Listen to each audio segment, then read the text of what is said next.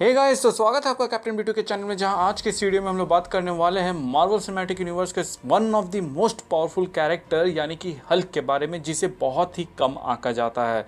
क्योंकि जिस तरह का रिप्रेजेंटेशन हमें बाकी सारे कैरेक्टर्स का दिखाया गया है, उससे देखते ही पता चल जा रहा था कि उनके अंदर जो पावर लेवल का जो ग्रोथ हुआ है वो बहुत ही ज़्यादा हुआ है। जैसे कि अगर आप थॉर को ही कंसिडरेशन में ले तो थॉर 1 मूवी के अंदर यहाँ पे म्योनिर को लेके बायफॉक्स को इतने बार हिट मारता है तब जाके वो टूटता है, जबकि वही थॉर रैग्नारॉक मूवी के अंदर वो एक लाइटनिंग से ही बायफॉक्स ब्रिज को तोड़ देता है, जो कि ये दर्शाता है कि वो कितना पावरफुल बन गया है। इनफैक्ट आप देख सकते हैं Thor the dark world movie के अंदर जब थॉर यहाँ पे म्योनिर को लेकर अटैक करता है तो उसका इम्पैक्ट कितना लो लेवल तक रहता है। वहीं जब वो इन्फिनिटी वॉर के अंदर स्टॉर्म ब्रेकर को लेकर ज़मीन पे स्ट्राइक करता है वाकांडा में, तो उसका इम्पैक्ट रेंज ही आप देखिए कि कितना ज़्यादा बढ़ जाता है। लेकिन वहीं अगर हम बात करें हल्क की, तो समय के साथ इसे कमज़ोर दिखाया गया है, ऐसा ज़्यादातर लोगों का मानना है। लेकिन एक छोटी सी डिटेल हमें देखने को मिली एवेंजर्स एंड गेम मूवी के अंदर, जिसके बाद से तो मुझे लगता है कि हम जितना कम इसे आंकते हैं उतना ये है नहीं।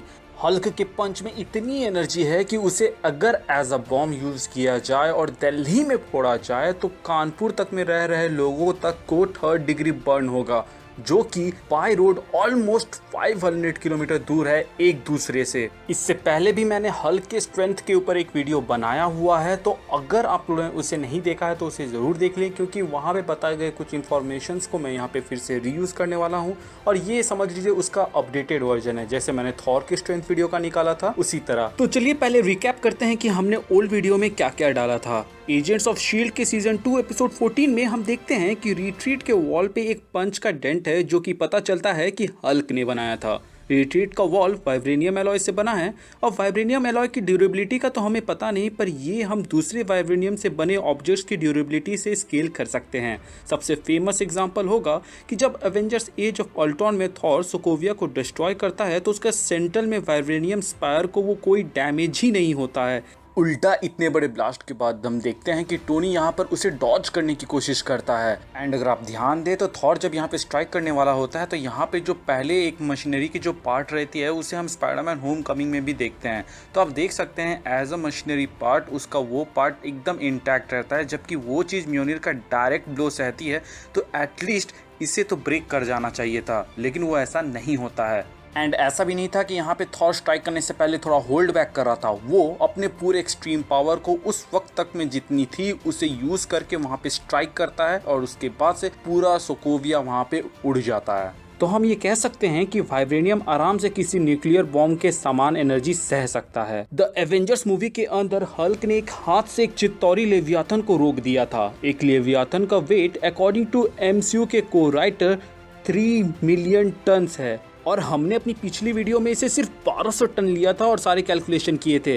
तो अब आप समझ ही चाहिए कि अब उससे कितना 100 गुना ज़्यादा वो अपना फोर्स एक्सर्ट कर रहा था सिर्फ एक चित्तौरी लेवियाथन को रोकने के लिए। इतना ही नहीं, Avengers age of Ultron movie के अंदर जब हल्क बस्टर और हल्क एक दूसरे को पंच करते हैं तो एक शॉकवेव निकलता है, जो कि ये दर्शाता है कि ये पंच लेवियाथन को दिए गए पंच से ज़्यादा स्ट्रॉन्ग था। बट इससे भी बड़ा शॉकवेव हमें देखने को मिलता है थॉर रैग्नारॉक मूवी के अंदर, जहाँ पे हल्क और थॉर के बीच में फाइट होती है इस अरीना के अंदर। लेकिन इससे भी ज़्यादा इंप्रेसिव फीट ये रहता है कि हल्क यहाँ पे जंप करके सर्टर के ऊपर अटैक करता है और वो थोड़ा सा डिसबैलेंस हो जाता है, और बैलेंस पाते ही पहले हल्क को वहाँ से फेंकता है। देखने में भले ही ये एक फनी सीन था, लेकिन अगर आप थॉर रैग्नारॉक के VFX आर्टिस्ट की बात माने तो उन्होंने ये बात कन्फर्म किया था कि सर्टर की हाइट 800 मीटर है। अब एक 800 मीटर बड़े दानव का वजन नहीं भी तो कुछ हजार लाख टन तो होगा ही, क्योंकि एक चित्तौरी लेवियाथन का वजन जब 3 मिलियन टन हो सकता है यानी कि 30 लाख टन, तो आप समझ ही जाइए कि सर्टर का वजन कितना होगा। इसके अलावा मूवी के स्क्रिप्ट में हल्क को एक मीटियर और एक न्यूक्लियर बॉम्ब के साथ कंपेयर किया गया था। न्यूक्लियर बॉम्ब से याद आया, Captain America Civil War movie के अंदर जनरल रॉस हल्क और थॉर को 30 मेगाटन के न्यूक्लियर बॉम्ब से कंपेयर करते हैं। एक 30 मेगाटन बॉम्ब नागासाकी पे गिराए गए बॉम्ब से 1428 गुना ज्यादा पावरफुल होगा। बट किसी के कह देने से क्या होता है? क्या हमारे पास कोई ऐसा पुख्ता सबूत है जिससे हम ये कह सकते हैं कि हल्क सच में इतना पावरफुल है और समय के साथ वो और भी पावरफुल होता चला गया? तो गाइस, एवेंजर्स एंड के मूवी के अंदर हमें इस बात का क्लू मिलता है कि हल्क कितना पावरफुल कैरेक्टर है। एवेंजर्स एंड के मूवी के अंदर हम देखते हैं कि जब वो गॉन्टलेट पहनने वाला होता है तो उससे पहले टोनी एक बार ये कहता है कि इसमें भी इतनी एनर्जी फ्लो हो रही होती है कि वो एक कंटिनेंट तक को उड़ा सकता है। बट मूवी के स्टार्टिंग में रॉकेट बताता है कि जब थैनोस ने वाकांडा पे स्नैप किया तो उसके वजह से अर्थ से एक पावर सर्च निकला और उसकी एनर्जी रीडिंग हमें स्क्रीन पे दिखाई दे रही होती है, जिसमें हम क्लियरली देख सकते हैं कि वहां पर लिखा हुआ है 5291 मेगाटन्स और स्टिल इंक्रीजिंग। अब जो लास्ट रीडिंग हमें दिखाया जाता है उतनी ही एनर्जी की अगर हम सेम पावर का कोई न्यूक्लियर पावर न्यू दिल्ली में फोड़ते हैं तो कानपुर में अगर आप रहते हो तो वहाँ पर भी आपको 3rd डिग्री बर्न हो जाएगा और स्नैप रिवर्स करने में हमें उतना ही एनर्जी या फिर कहे उससे ज़्यादा एनर्जी लगेगा। अब न्यूटन की 3rd लॉ को माने तो हर एक्शन का एक इक्वल एंड ऑपोजिट रिएक्शन होता है, तो हल्क जितना एनर्जी सह सकता है वो उतना ही एनर्जी से स्ट्राइक भी कर सकता है। हम सब इतने जोर से पंच कर सकते हैं कि हमारे हाथ को चोट आ जाए। उसी मूवी के अंदर हमें दिखाया जाता है कि वो एक इंजर्ड हाथ के साथ भी हल्क ने एवेंजर्स हेडक्वार्टर के वेट को सपोर्ट किया, जो कि कुछ हजार टन्स तो होगा ही। इसके अलावा मैं आपको याद दिला दूं कि यहाँ पर ये जो नंबर्स दिखाए जा रहे थे वो इंक्रीजिंग में थे, माने कि और भी बढ़ रहे थे। मे बी ये जो नंबर दिखाए गए ये सिर्फ अर्थ के लिए था, यानी कि अर्थ में इतना मेगाटन्स लग रहा था लिविंग बींग्स को धूल बनाने के लिए। तो आप समझ ही जाइए कि यूनिवर्स में इतने सारे प्लैनेट्स है, इतने सारे लिविंग बींग्स है, उन सब को धूल बनाने के लिए कितना मेगाटन्स ऑफ एनर्जी या फिर कहीं पावर सर्ज लगा होगा।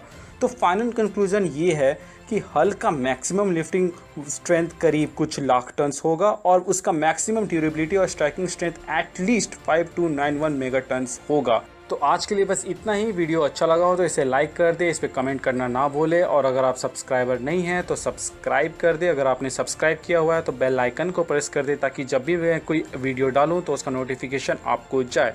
और अगर आप मेरे चैनल के सब्सक्राइबर पहले से हैं तो आपको अब हमारे चैनल का मोटो मालूम ही होगा, जो कि है लोगों की मदद करें, अपना ख्याल रखें एंड कीप मूविंग फॉरवर्ड को रट लगाकर आगे बढ़ते रहें। Thank you for watching this video. Stay tuned.